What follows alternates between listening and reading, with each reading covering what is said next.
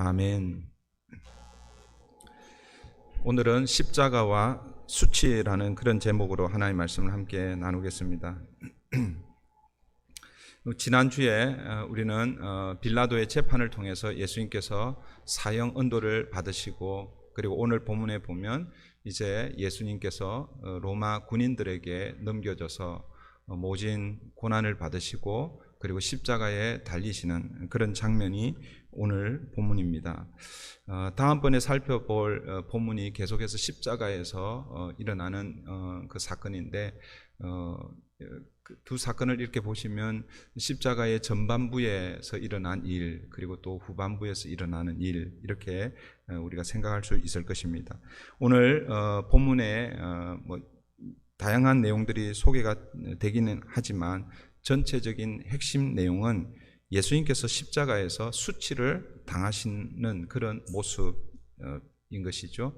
그래서 오늘 설교의 제목을 십자가와 수치라고 그렇게 제목을 붙였고, 오늘 본문에서 예수님은 누구로부터 수치를 당하고 계신지, 누구로부터 모욕을 당하고 계신지 살펴보고, 오늘 본문이 우리에게 주시는 교훈이 무엇인지를 함께 살펴보려고 합니다.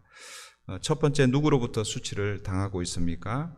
첫 번째는 로마 군인들로부터 수치를 당하고 계시죠. 16절 17절입니다. 군인들이 예수를 끌고 브라이도리온이라는 뜰 안으로 들어가서 온 군대를 모으고 예수에게 자색 옷을 입히고 가시관을 엮어 씌우고, 빌라도의 재판이 끝나고 예수님을 넘겨받은 이 로마 군인들은 예수님에게 자색 옷을 입히고 가시관을 엮어서 머리에 씌웁니다. 여기에 나오는 이 자색 옷은 그 당시 왕이나 귀족들이 입는 그런 옷이죠. 학자들은 이 자색 옷을 그 유대 왕들이 입었던 옷, 혹은 이제 로마 총독으로 파송받았던 총독들이 입었던 그 낡은 그런 자색 옷이었을 것이다. 그러니까 어느 한 창고 같은 구석에 낡아서 버려진, 더 이상 왕들이나 혹은 귀족들이 입지 않는 그런 옷이었을 것이다 라고 이렇게 이야기합니다. 그리고 가시관은 약 한 3cm에서 한 5cm 정도 되는 그 날카로운 가시로 왕관을 엮어서 예수님에게 씌우고 있는 것이죠. 그리고 오늘 본문 19절을 보시면 갈대로 예수님의 머리를 쳤다라고 이렇게 말씀하고 있는데, 병행 본문인 마태복음을 보시면 가시관을 씌울 때에 예수님에게 먼저 손에 갈대를 들려줍니다. 그러니까 그 세 가지를 예수님에게 지금 하고 있죠. 예수님의 옷을 벗기고 자색 옷을 입히고, 그리고 머리에 가시관을 씌우고, 그리고 손에 갈대를 그렇게 들려주고 있는 것이죠. 여러분, 이것은 그 당시 왕의 모습을 이렇게 상징적으로 그렇게 사실은 모욕을 주기 위해서 그렇게 하고 있는 것이죠. 그러고 나서 18절에 보면 그 로마 군인들이 예수님을 향해서 이렇게 이야기합니다. 유대인의 왕이여 평안할지어다. 그렇게 격려를 합니다. 여러분, 이 인사는 그 당시 로마 황제에게 하는 인사였습니다. 다시 말씀드리면 예수님에게 자주색 옷을 입히고, 그리고 가시관을 씌우고 갈대를 들게 하고, 그리고 예수님에게 유대인의 왕이여 평안할지어다 라고 인사하는 것은 황제 가이사에게 하는 행동을 흉내내고 있다라는 것이죠. 그러니까 지금 로마 군인들이 무엇을 하고 있는가 하면, 요즘 말로 하면 예수님에게 왕 코스프레를 시키고 있는 것이죠. 예수님을 왕으로 대접하는 것처럼 그렇게 보이지만, 그러나 실제는 예수님에게 심한 수치와 모욕을 그렇게 안겨주고 있는 그런 장면입니다. 그리고 나서 19절을 보시면 갈대로 그의 머리를 치며 침을 뱉으며 꿇어 절하더라. 지금 로마 군인들이 예수님에게 하고 있는 갈대로 머리를 치고, 그리고 또 침을 뱉고 무릎을 꿇어 절하더라. 이게 그 앞에는 왕으로 이렇게 치장을 해놓고, 그리고는 모욕을 주고 있는 것이죠. 여기에 사용되고 있는 이 그 동사, 이게 머리를 치고 침을 뱉으며 그리고 꿇어서 절한다, 이 동사들은 다 미완료 과거 동사입니다. 이 헬라어의 미완료 동사라는 것은 완성되지 않은, 그 말은 뭐냐면 계속 진행되는 그런 의미가 있다고 그랬죠. 그러니까 예수님이 갈대를 가지고 예수님의 머리를 치고 그리고 얼굴에 침을 뱉고 그리고 꿇어서 절하는 게 한 번, 두 번, 그러니까 군인들 중에 한두 명이 그렇게 한 게 아니라는 거예요. 그 수많은 군인들이 옆에 있는데 그 군인들이 돌아가면서 그렇게 하는 거예요. 돌아가면서 갈대를 가지고 예수님의 머리를 치고 그리고 얼굴에 침을 뱉고 그리고 꿇어서 유대인의 왕이여 평안할지어다. 그 다음 사람이 그렇게 하는, 계속해서 그렇게 하고 있다라는 것을 우리가 알 수 있습니다. 그렇게 한 후에 예수님을 십자가에 못 박으려고 골고다 언덕으로 데려가시죠. 20절 보십시오. 희롱을 다 한 후 자색 옷을 벗기고 도로 그의 옷을 입히고 십자가에 못 박으려고 끌고 나가니라. 여기서 사용된 이 끌고 나간다라는 이 단어도 그 짐승을 끌고 나갈 때 사용하는 그 단어입니다. 그러니까 예수님을 마치 짐승처럼 그렇게 대하고 있다라는 것을 우리가 알 수 있습니다. 그리고 24절을 보시면 십자가에 못 박고 그의 옷을 나눌세 누가 어느 것을 가질까 하여 제비를 뽑더라. 로마 군인들은 예수님을 십자가에 못 박고 그리고 예수님의 옷을 제비 뽑아 나누어 가지고 있습니다. 여러분, 우리가 보통 예수님의 십자가 그 모습, 십자가에 달린 그 모습, 성화, 이런 그림들을 이렇게 보시면 그래도 뭐예요? 예수님의 속옷을 입고 있는 그런 그림들을 보잖아요, 그죠? 그러나 실제로는 십자가에 처형되는 이 제수들을 옷을 다 벗기는 거예요. 다른 제수들은 모르지만 오늘 본문에 보면 예수님의 옷을 다 벗겨서 사실은 발가 벗기는, 그래서 인간이 당하는 가장 수치로운 모습으로 예수님은 십자가의 형벌을 받고 있다라는 것입니다. 이것이 첫 번째 로마 군인들로부터 수치를 당하고 있는 예수님의 모습입니다. 두 번째 예수님을 희롱하고 조롱하는 사람들이 누구입니까? 29절 30절 한번 보십시오. 지나가는 자들은 자기 머리를 흔들며 예수를 모욕하여 이르되 아하 성전을 헐고 사흘에 짓는 자는 자여 내가 너를 구원하여 십자가에서 내려오라 하고, 여기서 누가 예수님을 또 수치를 주고 모욕을 하고 있습니까? 지나가는 자들이라고 그렇게 표현되어 있죠. 여러분, 여기에서 이 지나가는 자들, 이 무리들은요 거의 대부분 유월절 절기를 지키기 위해서 예루살렘에 모인 유대인들이라고 할 수 있습니다. 그러니까 오늘 이 예수님 십자가에 달리시는 이 날은 금요일, 그러니까 어제 저녁, 그러니까 목요일을 하고 금요일 해 지는 그 시점으로 해가 지기 전까지는 목요일이고 해가 지면 이제 금요일이 시작이 되잖아요, 그죠? 그리고 그 금요일 시작이 될 때 그때 예수님 제자들과 마지막 유월절 식사를 하시고 제자들 발을 씻기시고 감람산에 가셔서 이제 기도하시고 그리고 자정쯤에 체포를 되시고 그리고 이제 새벽까지 재판을 5번 혹은 6번의 재판을 받으시고 그리고 뭐요? 지금 시간은 금요일입니다. 금요일 6월절 이제 저녁부터 시작돼서 이제 오전이 되는 것이죠.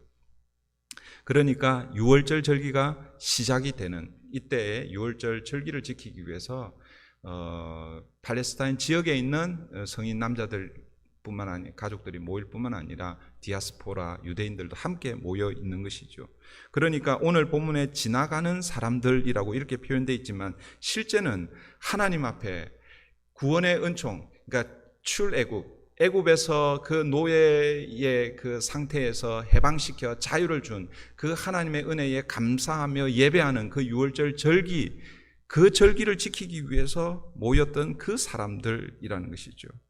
물론 이 중에는 예수님을 처음 본 사람들도 있었겠지만 그러나 이미 예수님을 아는 사람들이, 그러니까 개인적으로 잘 안다라기보다는 예수가 어떤 사람인지는 알고 있는 사람들이죠. 예수님의 가르침을 다 들었습니다.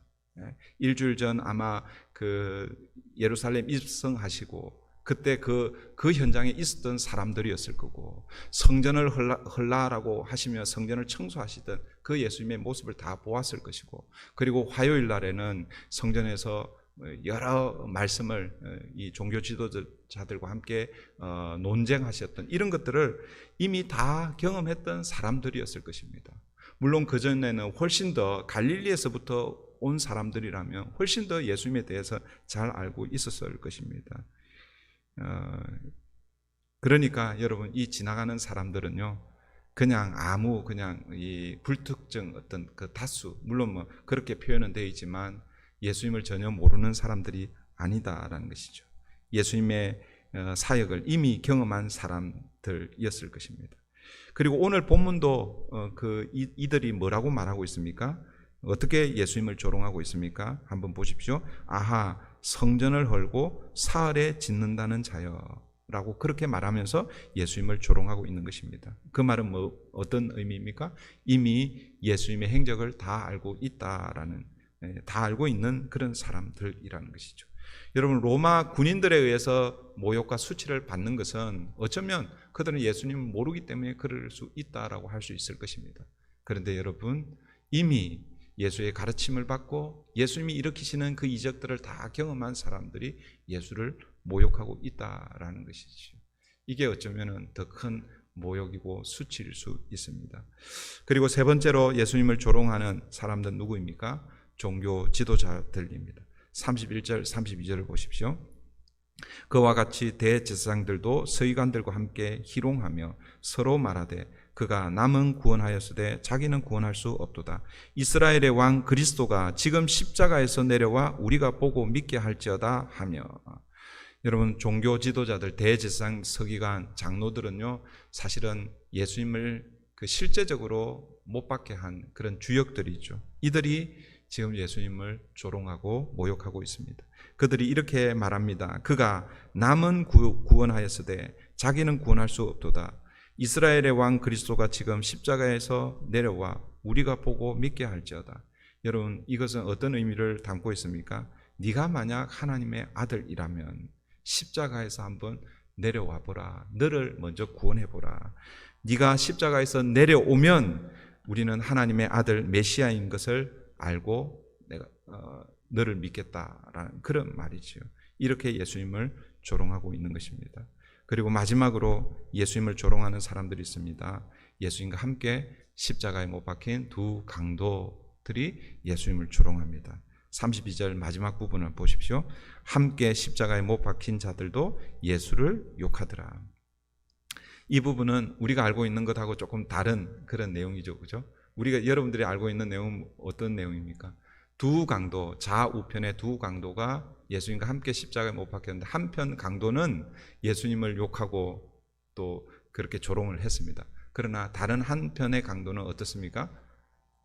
그 강도를 꾸짖으며 우리는 우리의 죄 때문에 이 형벌을 받는 것이 당연하지만 그러나 우리와 함께 당하고 있는 이 사람은 죄가 없다라고 그렇게 예수님에게 그렇게 이야기하잖아요. 그리고 나서 뭐예요? 예수님께 마지막으로 부탁하죠. 당신의 나라에 임하실 때에 나를 기억하옵소서. 우리가 알고 있는 그런 내용이죠. 그죠? 그런데 이 마가복음은요, 그 내용은 나오지 않습니다. 그러면 어느 게 맞는가? 이런 생각이 들 수 있잖아요. 그죠? 이 부분에 대해서 학자들이 어떻게 설명하냐면, 그러니까 지금 이제 마가복음, 오늘 우리가 보고 있는 게 이 마가복음이 누가복음과 다르다라고 이렇게 이제 우리가 이야기할 수 있는데, 그러나 4복음서 중에 가장 먼저 기록된 복음서는 마가복음입니다. 시기적으로. 그러니까 이 마가복음이 다르게 기록되었다기보다는 사실은 누가복음이 뭐예요? 마가복음과 다르게 기록되었다라고 이렇게 보는 것이 일단 먼저 순서인 것 같고, 또 왜 그렇게 우리가 볼 수 있냐면 다른 복음서, 그러니까 마태복음은 어떻게 기록되어 있을까? 그러니까 마태복음은요 똑같이 마가복음과 똑같이 그렇게 기록이 되어 있습니다. 그러니까 마태복음과 마가복음은 두 강도가 예수님을 모욕하는 것으로 그렇게 기록하고 있습니다. 그리고 요한복음을 살펴보면 요한복음은 두 강도가 예수님과 함께 십자가에 달리지만 오늘 이 본문에 대해서는 언급하고 있지 않습니다. 그러니까 지금 사복음서 중에 요한복음은 침묵하고 있고, 그리고 마태복음과 마가복음은 두 강도가 예수님을 욕하더라, 모욕을 하더라 라고 나오고 있고, 누가복음만 조금 다르게 기록되고 있는 것이죠. 그러면 왜 이렇게 다르게 기록되어 있을까? 다르게 기록되었기 때문에 하나는 맞고 하나는 틀린 것인가 라고 이렇게 생각할 수 있는데, 그러나 저는 두 사건이 다 맞다라고 그렇게 믿습니다. 그러면 왜 그런가? 강조점이 다르다라는 것이죠. 강조점이 달랐기 때문에 조금 다르게 그렇게 기록되어 있습니다. 어쩌면 조금 다른 게 아니라 좀 상당히 많이 다르게 그렇게 기록이 되어 있죠. 여러분, 이 마태와 마가의 강조점은요, 전체적으로 지금 예수님의 십자가가 가지고 있는 의미가 뭔지를 우리에게 설명하고 있는 거예요. 그러니까 예수님과 십자가, 그리고 그 십자가에 달리신 그 예수님의 그 모습은 전체적인 의미로는 어떤 의미라는 것입니까? 수치와 모욕, 부끄러움을 당하고 있다라는 것입니다. 그 마태와 마가는 그런 입장에서 그렇게 기록하기 때문에 두 강도도 전체적인 분위기에서 예수님을 모욕하는 것으로 그렇게 기록하고 있는 것입니다. 그러나 누가의 강조점은 조금 다릅니다. 아마 누가도 그리고 누가는 사도행전을 보면 여러분 아시겠지만, 사도행전인가 그 누가복음 1장에 보시면 아시겠지만, 누가는요 의사이기도 하지만 그러나 또 역사가이기도 하고 학자입니다. 그래서 예수님에 대한 그 내용들을 샅샅이 조사해서 기록했다라고 그렇게 소개하고 있습니다. 좀 더 디테일하게 그렇게 기록하는 거예요. 분명 이 누가도 이 처음에는 두 강도가 예수님을 모욕한 것을 알았을 것입니다. 그러나 그가 조사하고 이렇게 알아본 이후 그 결과는 시간이 지나면서 두 강도가 처음에 예수님을 모욕하지만, 그러나 한편 강도는 예수님이 어떤 분이신지 깨닫게 되는 것이죠. 그리고 마지막 순간에 예수님께 자신을 의탁하고 있습니다. 그걸 누가는 놓치지 않고 기록하고 있는 것이죠. 그러니까 누가의 강조점은 무엇이냐면, 마지막 순간이라도 예수님께 자신을 의탁하면 하나님의 구원의 은총이 임할 수 있다라는 것을 독자들에게 보여주려고 그렇게 기록하고 있다라는 것입니다. 그러므로 사랑하는 성도 여러분, 혹시 여러분들이 누군가의 영혼 구원을 위해서 기도하는 그런 성도님들이 계십니까? 여러분 자녀들을 위해서 기도하시는 분, 혹은 여러분들의 친척이나 혹은 오래된 친구를 위해서 그렇게 기도하시는 분들 계십니까? 그런데 기도해도 전혀 변화의 조짐이 보이지 않아서 혹시 좌절하고 실망하고 있지는 않습니까? 그렇더라도 여러분 포기하지 마십시오. 마지막까지 하나님의 구원의 은총은 열려 있는 것이죠. 바로 이 강도의 구원이 우리에게 보여주는 것이 바로 그런 의미라는 것이죠. 그러나 이제 전체적인 분위기는 예수님의 십자가의 이 의미는 수치와 부끄러움, 모욕을 당하는 그런 의미가 있다라는 것을 오늘 마가는 우리에게 보여주고 있습니다. 사랑하는 성도 여러분, 하나님의 아들이신 예수님이 죄인들과 함께 십자가에 못 박혀 있습니다. 그리고 그것도 모자라 로마 군인들, 그리고 지나가는 무리들, 아니 이미 예수님을 잘 알고 있었던 그 사람들, 그리고 종교 지도자들, 그리고 심지어 함께 십자가에 달린 강도들로부터 모욕을 당하고 있습니다. 여러분, 이것이 예수님의 십자가입니다. 여기서 우리는 뻔한 질문을 한번 던져보려고 합니다. 왜 만왕의 왕이시고 하나님의 아들이신 예수님이 이런 모욕과 수치를 당하고 있습니까? 왜 십자가에 달리고 있습니까? 너무나 뻔한 질문입니까? 뻔한 질문에 여러분들이 아마 뻔하게 대답할 것입니다. 나 때문입니다. 저와 우리 때문에 예수님이 그렇게 십자가에서 모진 고난과 수치를 당하고 있는 것이죠. 여러분, 예수님이 받는 이 수치와 모욕은 로마 군인들, 지나가는 무리들, 종교 지도자들, 죄인들이 받아야 할 그런 수치이죠. 그리고 오늘 저와 여러분이 받아야 할 수치입니다.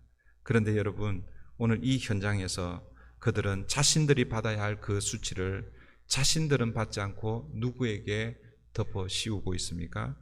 바로 예수님에게 안겨주고 있는 것이죠. 그런데 여러분, 오늘 본문에 한 사람, 예수님의 수치를 한 사람은 나누어지고 있는 사람이 우리에게 소개되고 있습니다. 누구입니까? 바로 구레네 시몬입니다. 21절 한번 보십시오. 21절. 우리 21절 다 같이 한번 읽겠습니다. 다 같이 읽습니다. 시작.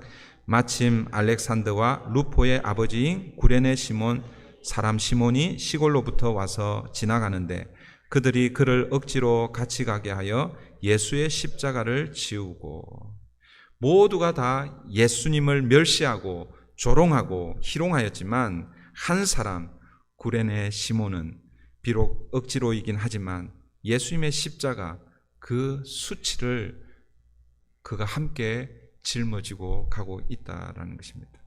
여러분, 그 결과 그의 인생이 어떻게 변했는지 여러분 혹시 들어보셨습니까? 아마 들어보셨을 겁니다. 물론 성경에는 구체적으로 이 구레네 시몬에 대한 행적에 대해서 소개가 되고 있지는 않습니다. 그러나 그 초대교회 그 문헌에 의하면 이 구레네 사람은요, 나중에 예수님의, 그러니까 예수님의 12제자 다음에 70인 그리고 120명의 그 제자 그 그룹에 들어가게 됩니다.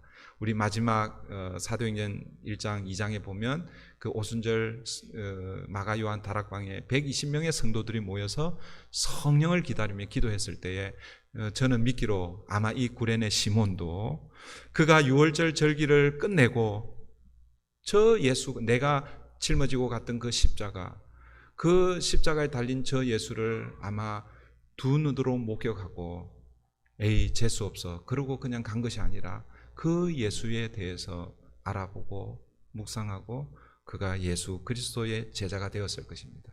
그리고 아마 그가 고향에 돌아갔다가 다시 오순절 절기가 되어서 왔을 때에 그때 제자 무리들과, 아니면 어쩌면 돌아가지 않고 계속해서 제자 무리와 함께 있었는지 모르겠습니다. 그리고 나서 오순절 성령이 임할 때에 그때 함께 아마 그 성령의 능력을 체험했던 사람이었을 것입니다. 그리고 여러분, 로마서 16장을 보시면 사도 바울이 로마 교회 성도들에게 문안할 때 루포와 그의 어머니에게 문안하라라는 그런 문안 인사가 있습니다. 루포와 어머니. 여기서 이 루포가 누구의 아들인 거예요? 바로 오늘 본문에 나오는 알렉산더와 루포의 아버지. 그 아들이 지금 현재 뭐예요? 어머니와 함께 로마 교회에 출석하고 있는 거예요. 어쩌면 로마 교회의 지도자로 그렇게 섬기고 있었을 것입니다. 바로 시몬의 이 십자가, 함께 예수님의 십자가를 함께 짊어진 그 이후에 놀라운 역사가 일어나는 것이죠. 그리고 그 문헌에 의하면 이 구레네 시몬은 자진해서 순교의 자리로 그렇게 갔다라고 그렇게 기록으로 알려져 있습니다. 여러분, 시몬이 진 이 십자가 때문에 여러분 온 가정이 구원을 받고 초대 교회의 귀한 일꾼으로 쓰임 받고 있는 것입니다. 사랑하는 성도 여러분, 오늘 본문에서 시몬이 진 이 십자가는요 억지로 진 십자가로 그렇게 우리가 이제 보통 알고 있죠. 자기가 원해서가 아니라 이 로마 군인에 의해서 강제로 그렇게 진 십자가입니다. 여러분, 이것이 우리에게 어떤 의미를 우리에게 들려줄까요? 여러분, 십자가는요 아무도 스스로 지려고 하지 않습니다. 십자가를 지는 것은요 사실은 쉬운 일이 아니다라는 것이죠.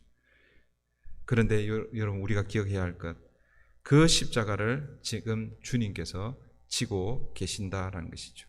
우리가 져야 할 십자가, 우리가 받아야 할 모든 수치와 모욕을 예수님께서 십자가에서 받으셨다라는 것입니다. 사랑하는 성도 여러분, 예수님의 십자가는요 수치를 상징하는 거예요. 혹시 오늘 십자가 목걸이 가지고 계신 분 혹시 계신지 모르겠는데, 옛날에 이 길을 뚫는다라는 것은 나는 그 사람에게 종속된 사람입니다 라는 그런 의미입니다. 그걸 다르게 표현하면 종들에게 길을 뚫어가지고 종의 표시를 하거나, 혹은 또 몸에 이 스티그마, 하여튼 그 표시를 해서, 마크를 해서, 스티그마는 상처고, 하여튼 그런 거 있죠. 네, 그렇게 해서 뭐예요? 종을 표시하는 것이죠. 십자가는 가장 뭐예요? 이 잔인한 죽음을 상징하는 것이고, 그리고 이 사형의 형을 받는 사람들은 어떻게 보면 가장 뭐예요? 강력 범죄, 그리고 정치범, 이런 사람들에게 주는 형벌이 십자가입니다. 그리고 십자가에서 모든 사람들이 보도록 수치와 부끄러움을 드러내게 하는 것이 십자가입니다. 그런데 오늘 우리는 이 십자가를 당당하게 이렇게 교회에 걸기도 하고, 또 여러분들이 목에 걸고 다니기도 하죠. 두 가지 의미가 있는 것이죠. 항상 제가 말씀드렸잖아요. 십자가는 수치와 부끄러움의 의미가 있지만, 그러나 또 한편으로는 십자가는 하나님의 사랑, 하나님의 사랑이 그 십자가를 통해서 드러나는 것이죠. 그 십자가는 수치를 상징하지만, 그러나 또 한편으로 십자가는 우리의 수치를 덮는 하나님의 사랑의 표현이라는 것입니다. 여러분, 창세기 3장에서 아담과 하와가 하나님의 명령, 선과 악을 알게 하는 나무 열매를 먹지 말라고 하는 그 명령을 어기게 되죠. 그 이후로 죄가 사람에게 들어옵니다. 그 죄의 결과가 무엇인지 여러분 아십니까? 죄의 결과는 넓게 보면 죽음입니다. 그죠? 왜냐하면 이것을 먹는 날에는 정령 죽으리라, 그렇게 말씀하셨잖아요. 그죠? 그 선악을 알게 하는 그 나무 열매를 먹는 그 전체적인 결론은 죽음입니다. 그러나 그 현장에서 당장 드러나는 결과는 무엇인지 아십니까? 수치와 부끄러움인 거예요. 그전에는 한 번도 아담과 하와가 자기들이 벌거벗은 것을 수치스럽게, 부끄럽게 여기지 않았습니다. 그런데 그 선악을 알게 하는 나무 열매를 먹고 난 이후에 그때부터 뭐예요? 눈이 밝아져 그들의 수치와 부끄러움을 보게 되는 것이죠. 그 결국은 뭐예요? 죄의 결과는요, 수치와 부끄러움이고, 그 수치와 부끄러움을 통해서 죽게 되는 것이죠. 그런데 그래서 여러분, 그 아담과 하와 사람들이 한 행동이 무엇입니까? 그 수치와 부끄러움을 가리기 위해서 제일 먼저 한 게 무엇입니까? 무화과 나무 잎을 따서 그것을 엮어서 치마로 만들어 자신의 수치와 부끄러움을 덮은 것이죠. 그런데 그것은 일시적인 것이고 제한적인 것이죠. 그것은요, 평생 할 수 없는 것입니다. 그래서 하나님께서 어떻게 하셨습니까?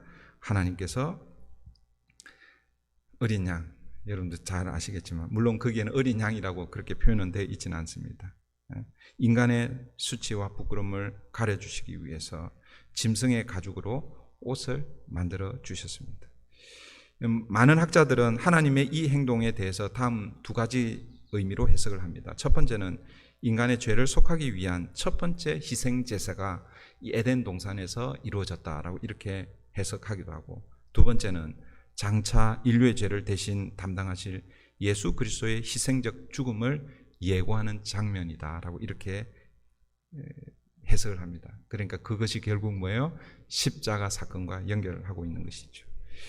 첫 번째든 두 번째든 여러분, 이 사건을 통해서 우리가 이해할 수 있는 것은 인간을 향한 하나님의 사랑이라는 것이죠. 인간의 수치와 부끄러움을 가려주시고 덮어주시고 용서하시는 하나님의 사랑 말입니다.